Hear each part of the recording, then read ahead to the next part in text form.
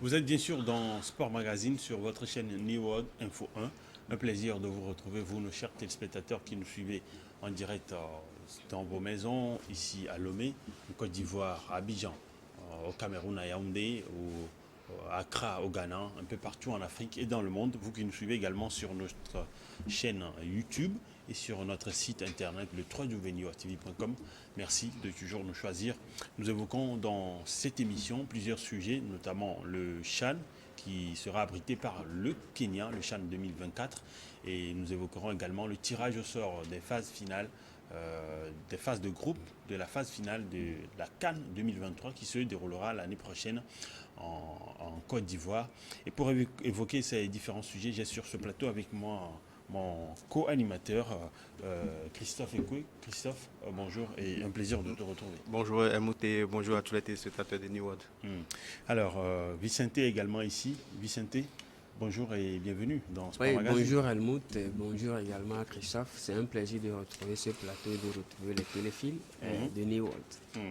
Alors, ça devient donc notre rendez-vous hebdomadaire chaque jeudi. Ouais. Alors, aujourd'hui, nous allons parler pour commencer du championnat d'Afrique des Nations qui est réservé uniquement aux joueurs évoluant dans un club de leur pays et l'édition 2024 qui devrait se tenir au Kenya selon les informations publiées par la présidence du Kenya. Cette information était très attendue puisque ça bloquait le début des éliminatoires et maintenant c'est chose faite, Vicente. Effectivement, il faut rappeler que la CAF avait déjà reporté ces éliminatoires-là, c'est-à-dire les éliminatoires du CHAN 2024, parce qu'il y a absence de candidature. Et donc, voilà, cette fois-ci, c'est fait. Une décision, elle est tombée. C'est le Kenya qui va l'organiser. Mais c'est également une décision qui crée une double émotion au niveau du Kenya. Puisque c'est vrai, c'est une fierté pour ce pays-là de quand même se prêter à ce jeu de l'organisation du CHAN 2024. Mais en même temps, c'est une décision qui suscite des défis logistiques, financiers, humains et tout autre au niveau du Kenya. Parce que il y a alors la compétition, le CHAN devra servir de test, voilà, effectivement. pour la CAN en 2025. Oui, la CAN 2025 que le Kenya organise avec l'Ouganda et co-organisé avec la Tanzanie, c'est ça? Oui, donc voilà, trois pays. Donc pour moi, comme je vais rebondir sur ce que Vicente a dit, c'est une victoire pour le Kenya après vous vous rappelez en 96 qu'on lui avait imputé la CAN, la CAN 96 parce qu'il n'avait pas des stades appropriés, même le CHAN 2018 parce qu'on disait que le Kenya n'était pas prêt. Aujourd'hui, ils sont là, ils ont remporté cette victoire parce qu'ils ont travaillé derrière, en témoin au Conseil des ministres, de nombreuses décisions qui ont été prises en matière de construction d'infrastructures, de construction des stades, de rénovation surtout des anciens stades. Donc forcément, c'est une grande victoire pour le Kenya qui a su faire dos rond, qui s'est projeté sur l'avenir et vraiment aujourd'hui, c'est une double victoire pour elle parce qu'elle remporte aussi, et comment dire, le Kenya remporte encore l'organisation d'une compétition, je pense, au-delà de la CAN des moins de 15 ans, des 18 ans. Donc forcément, c'est tout bénéfice. Et le CHAN, c'est pas rien, Vicente. Oui, effectivement, le CHAN, ce n'est pas rien. Je pense que c'est l'une des plus grandes compétitions qui se passe ici sur notre continent. Et donc, comme Christophe le dit, c'est une victoire pour le Kenya, mais en même temps, c'est un défi. Un défi. Puisque déjà, il faut rappeler qu'en novembre prochain, le Kenya aura à sa charge l'organisation du tournoi de la CECACAF des moins de 15 ans. Et en décembre prochain, c'est l'organisation du tournoi des moins de 18 ans de cette même zone. Et donc, c'est quand même beaucoup de responsabilités déjà. Et donc, cela suscite, comme je l'ai déjà dit, des moyens financiers, des moyens logistiques. Est-ce qu'il y a des infrastructures appropriées? Est-ce que les hôtels sont là? Puisque ce sera un peu compliqué pour le Kenya, je ne sais pas, mais on attend de voir. C'est parce que la CAF a cru en ce pays que, voilà, elle lui a donné l'organisation de ce CHAN. Mais en même temps, il faut rappeler que ce sera un test pour la CAN 2027, comme vous l'avez dit. Et donc, le Kenya a de la pression sur ses épaules. Et donc, il va falloir mettre tous les moyens possibles pour réussir cette organisation. Alors, on va parler maintenant de la CAN 2023 qui devrait débuter, se tenir en début d'année prochaine en Côte d'Ivoire. Le tirage au sort des phases de groupe de cette phase finale de la compétition africaine a lieu ce jeudi même, ce jeudi soir à Abidjan. Alors,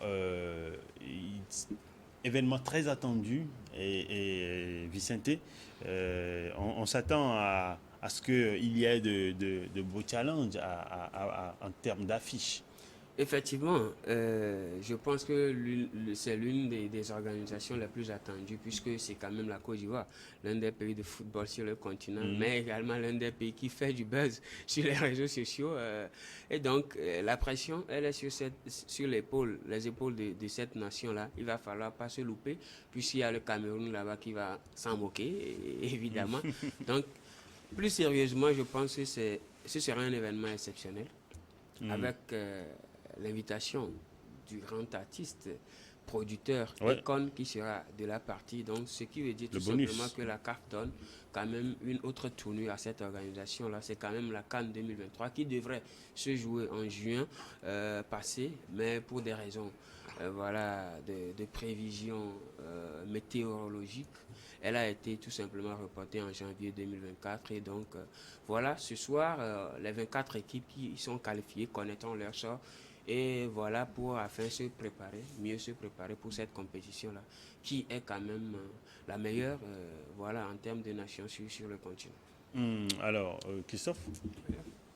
Oui, bon, paradoxalement, ce que Vicente a dit, je pense que bon, il n'a pas été très loin dans sa réflexion, si je peux me permettre de le dire, mais sans se mouiller, je pense que cette organisation sera la plus belle. Selon moi, parce qu'en termes d'infrastructure, en termes de terrain, en termes d'équipe, surtout présent des 24 nations, je pense qu'on aura des duels assez alléchants. Donc forcément, ça va être une très très grande compétition. Donc franchement, je pense que la Côte d'Ivoire va vouloir à la maison faire ce qui s'est fait de mieux, c'est-à-dire remporter cette coupe. Mais après, il y a l'adversité.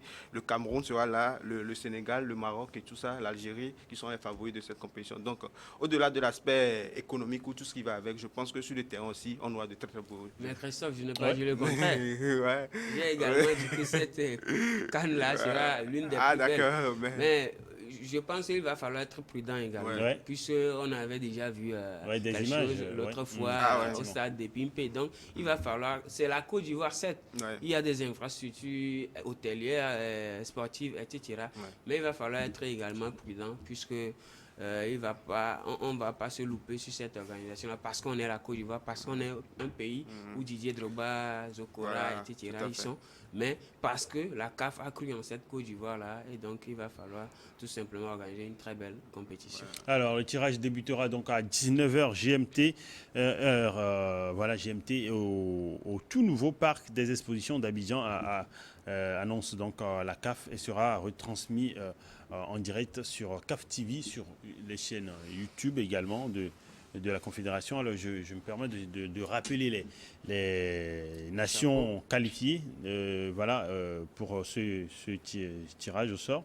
Il y a la Côte d'Ivoire qui est le pays hôte, bien sûr. Il y a l'Algérie, l'Angola, le Burkina Faso qui a été 4e lors de la dernière CAN au Cameroun. Voilà.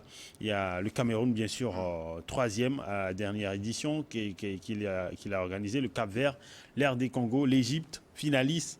La Guinée équatoriale, la Gambie, le Ghana, la Guinée-Bissau, le Mali, la Mauritanie, le Maroc, le Mozambique, la Namibie, le Nigeria qui a bien fait une phase de poule sans faute, équipe et qui avec un pléiade d'attaquants exceptionnel et qui a finalement été sorti au prochain tour en 8e de finale. Effectivement, aujourd'hui le Nigeria fait quand même office de l'un des meilleurs pays sur le continent, puisque quand on prend même du gardien jusqu'en attaque, c'est aussi une nation qui contient en son sein des joueurs d'exception qui évoluent en Europe et dont les statistiques sont très intéressantes. Et qui font la pluie le beau temps dans les championnats. Effectivement, il ne faut pas oublier que ce même Nigeria-là se trouve dans le chapeau 2 et donc peut affronter la Côte d'Ivoire, l'Algérie, le Sénégal, l'Égypte, la Tunisie, le Maroc ou l'Algérie. Donc voilà, il va falloir s'apprêter. Ce n'est pas parce que vous avez des joueurs que vous ne devez pas être prudent. Alors il y a aussi le Sénégal, champion d'Afrique en titre, les Lions de la Teranga, l'Afrique du Sud, la Tanzanie, la Tunisie et la Zambie. Alors Vicente, tu voudrais faire un tour de chapeau? Effectivement, quand on prend le chapeau 1 déjà, la Côte d'Ivoire pays organisateur, après il y a le Sénégal, champion en titre de la CAN. Il y a l'Égypte également, Mohamed Salah. Tunisie, il y a le Maroc, dernier demi-finaliste de la Coupe du Monde, une équipe exceptionnelle. Et après, il y a l'Algérie qui aujourd'hui, voilà, on connaît les joueurs qui y sont. Le chapeau 2 présente le Nigeria, le Mali, le Ghana, le Burkina Faso, le Cameroun et l'Afrique du Sud. Et dans le chapeau 3, nous avons la RDC, le Cap-Vert, la Guinée, la Zambie, la Guinée équatoriale, la Mauritanie. Pour terminer le chapeau 4, la Loge, la Guinée-Bissau, l'Angola, la Tanzanie, la Mozambique et la Zambie. Ouais. Alors, oui, j'ai envie de rappeler à nos chers téléspectateurs que si le Nigeria se retrouve dans le chapeau 2, ce n'est pas parce qu'il n'a pas fait une bonne combinaison, mais c'est par rapport à cause du principe de protection de l'équipe haute qui est la Côte d'Ivoire. C'est pour ça qu'il a recalé le Nigeria. Donc, en termes de classement FIFA, le Nigeria est largement devant la Côte d'Ivoire. En termes de points et tout ça, donc si le Nigeria se retrouve là-bas, c'est parce que voilà, il fallait protéger l'équipe organisateur. Tout. Donc, en gros, attention aussi, hein, parce que le Nigeria qui se retrouve en chapeau 2, ça complique la tâche aux favoris, entre guillemets, c'est-à-dire à l'Algérie qui va se retrouver forcément, peut-être, hein, pas même forcément. Le Ghana. Oui, le Ghana et tout ça, voilà, on aura des confrontations comme un groupe peut-être comme l'Algérie, le Nigeria, le Guinée, le Mali. Attention, hein. Voilà, donc on aura. Oui, très très huppé. On risque d'avoir un groupe de la mort pour. Oui, ça forcément, on l'aura. Et surtout des débits. Il est possible de voir le Burkina Faso et la Côte d'Ivoire dans le même pool, le Sénégal et le Guinée-Bissau dans le même pool. Donc tout ça, et le Mali éventuellement. Donc on aura. C'est pour ça que je dis que ça serait vraiment une très belle compétition. Ouais, Vicente, quelque chose à ajouter avant qu'on quitte? Non, il faut dire que oui, ce sera une très belle compétition parce que déjà le Cameroun se retrouve dans le chapeau 2. Et donc, tout à fait. Il est en train de viser la Côte d'Ivoire. Vous connaissez un peu les rivalités qui se retrouvent entre ces deux pays-là. Mais je pense que ce tirage ou encore cette confrontation donnerait un peu plus de piment à la compétition. Aujourd'hui, nous sommes à une ère moderne où le digital prévaut. Donc, il va falloir quand même donner ce petit piment-là à la chose. Il peut y avoir également Algérie, Ghana dans la même poule ou encore le Sénégal et le Burkina dans la même poule. Donc, je pense que, comme Christophe l'a dit, nous attendons de pied ferme ce soir ce que ce tirage au sort donnera.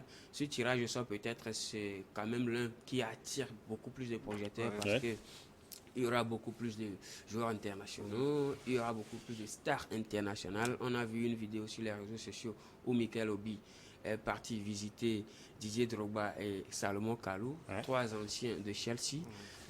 Voilà, et il était en train même de se moquer d'eux, que si le Nigeria tombait dans la poule de la Côte d'Ivoire, alors là, ils sont foutus. Et donc, tout ça donne quand même une saveur particulière à la chose. On attend de voir ce que cela va donner ce soir. Et le bonus pour la soirée, tu l'avais dit, c'est Akon, l'artiste international américain. D'origine sénégalaise, bien sûr. Il est d'origine du pays des Lions de la Teranga, de Sadio Mané. Il sera le co-présentateur de cette cérémonie de tirage au sort des phases de groupe de la phase finale de la CAN 2023 qui se déroulera en début d'année prochaine en Côte d'Ivoire. Et il sera aux côtés de Touré, l'Ivoirien. Il a déjà joué pour Arsenal, l'ancienne star d'Arsenal. Kolo Touré. Je pense que c'est un très bon coup de la CAF à ce niveau-là, parce que c'est vrai qu'il y a eu des tirages par le passé, mais quelqu'un de la cabine, de la stature de Akon, c'est original. Pour le moment, je ne l'ai pas encore. C'est original, c'est authentique également. Quand on voit également l'amour que l'artiste ou le producteur accorde au football, au territoire africain, territoire d'origine, je pense qu'il méritait quand même d'être aux côtés de Kolo Touré ce soir pour l'animation ou la présentation de ce tirage. Au-delà de son amour pour le football, on l'a déjà vu, parce qu'on l'a déjà vu pour la Coupe du Monde 2010 en Afrique du Sud avec sa chanson également produite. Et il a même un projet pour pouvoir apporter l'électricité sur le continent à travers l'énergie solaire. Au Sénégal, il a fait au Ghana. Donc je pense que c'est une très bonne chose. C'est ce que certaines stars africaine devrait suivre Devrait également copier. pour tout simplement faire développer le continent. On se rappelle de cet album Freedom de Akon. Bon, nous, on était encore très très jeunes, mais je pense que tout ça là a conclu à ce qu'il soit présent ce soir à ce tir. Et quoi, Christophe? Oui, Akon, clairement, c'est la crème de la crème. Franchement, ça, une doute, la star américaine d'origine africaine, donc forcément, les yeux seront braqués. Et ce qui est bien dans la chose, c'est qu'il pourra emporter avec lui les stars internationales qu'on connaît déjà. Donc, je pense qu'il y aura la présence de certains stars américains, bon, sous réserve de confirmation. Okay. Donc, forcément, c'est une très bonne publicité pour notre compétition qu'on chérit également en Afrique. Donc, je pense que forcément, non, la lumière sera braquée sur Abidjan ce soir. Abidjan. Et on espère qu'on aura de beaux tirages. Bien sûr, on en aura. Et on reviendra ici sur ce plateau pour en parler, naturellement, Christophe. Oui, forcément. Mais Helmut, vous n'avez pas assez parlé de l'Égypte. De l'Égypte. Non, mais bon, enfin, moi, j'ai cité les favoris qualifiés. Oui. Bon, non, enfin. Finaliste à la dernière compétition. Ouais, la meilleure équipe africaine, entre guillemets, puisqu'il a remporté 7 CAN. Donc, forcément, c'est vrai, on n'en parle pas assez, mais je pense que l'Égypte va faire quelque chose. Bon, enfin, la meilleure équipe de l'histoire. Et puis, bon, ils ont quand même actuellement une grande équipe aussi. Il ne faut pas l'occulter parce que ce n'est pas uniquement Mohamed Salah. Et il y a Marmouche également. Il y a énormément de joueurs. Oui, effectivement. Il y a de très beaux joueurs, des joueurs exceptionnels au sein de cette équipe-là. Mais il faut quand même constater que depuis un certain moment, l'Égypte, ce n'est plus trop ça. Il faut quand même dire qu'il a été victime de cette rivalité du Sénégal, du Maroc qui a fait une très belle Coupe du Monde la dernière fois, également de l'Algérie qui aussi, à un moment donné, avec Belmadi, tout simplement, lui a volé cette vedette-là. Mais l'Égypte demeure l'Égypte, comme Christophe le dit. Et moi, j'étais surpris de les voir en finale. Là, au Cameroun. Avec des scores. Moi, je vois plus le Nigeria. Avec 0 but encaissé. Avec des victoires, un score étriqué, 1 but à 0, 1 but à 0, penalty, tir au but. Ils ont fait une bonne gestion après. Effectivement. Une très bonne gestion parce qu'après, il ne faut pas avoir forcément les grandes stars. Il faut savoir mieux les gérer, mieux tirer parti de tout ça. On va observer la pause. On va revenir tout à l'heure pour parler également de d'autres sujets dans la deuxième partie de votre émission On Sport Magazine.